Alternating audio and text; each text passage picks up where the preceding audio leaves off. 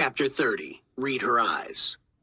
Let's say there's an opponent on the ball and it's obvious that her next move is to pass the ball. The only thing you don't know is which teammate she intends to pass it to. But many times you can figure it out pretty quickly if you know where to look. I would say that the vast majority of college soccer players telegraph their passes. Some make it painfully obvious where they intend to pass the ball by their exaggerated approach, the way they stare down their target, and how they shape their bodies. But many others will give you a read if you know where to look. Almost every player looks at the ball as they are about to strike it. It's where that player looks just before her head goes down that is the key. Most players will take their last look at the place where they intend to pass the ball. And if you watch their eyes and make the physical adjustment, you'll often find yourself in the right place at the right time to intercept that pass. Some goalkeepers, when faced with a penalty kick, will also employ this tactic. They'll watch the shooter's eyes, and the last place the shooter looks before approaching the ball is the direction that the goalkeeper will guess.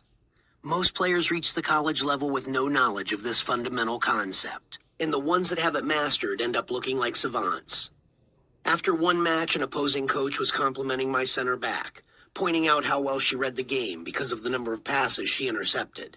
Sure, it looked like she could read the game, but in actuality, she was just reading the eyes of the opposing players. I love the expression, reads the game well. It's as if some players just have a feel for the game, a God-given gift that other players can never develop. Okay, there may be some truth to that, but here's the thing. Any player who reads the game well can also read the body language of the ball carrier, and that includes her eyes. And that doesn't happen by accident. Smart players are habitually spying on the ball carrier's eyes, looking for a half-step head start. That's why they always seem to be in the right place at the right time. Smart players aren't psychic. They just know where to look. And while we're at it, let's flip this nugget around. Because there are going to be times when you are the player on the ball and the opponent will be trying to read your eyes and get a jump on your passes. One of the most noticeable separating factors between very good players and great players is that great players disguise their passes. Heck, they disguise everything. They disguise where they'll take their first touch. They disguise the direction they will turn the ball. They'll set up to head a ball and then bring it down on their chest.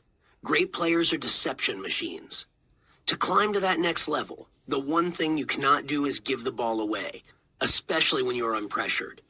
We refer to that as giving the ball away cheaply. And clever opponents will be trying to get a read on you by watching your eyes. So you've got to learn to disguise your passes. Master the no-look pass. If your pass is going to your right, make sure your last look is to your left. Play passes with the outside of your foot whenever prudent. You won't have to change your body shape, and that will help to disguise your intentions.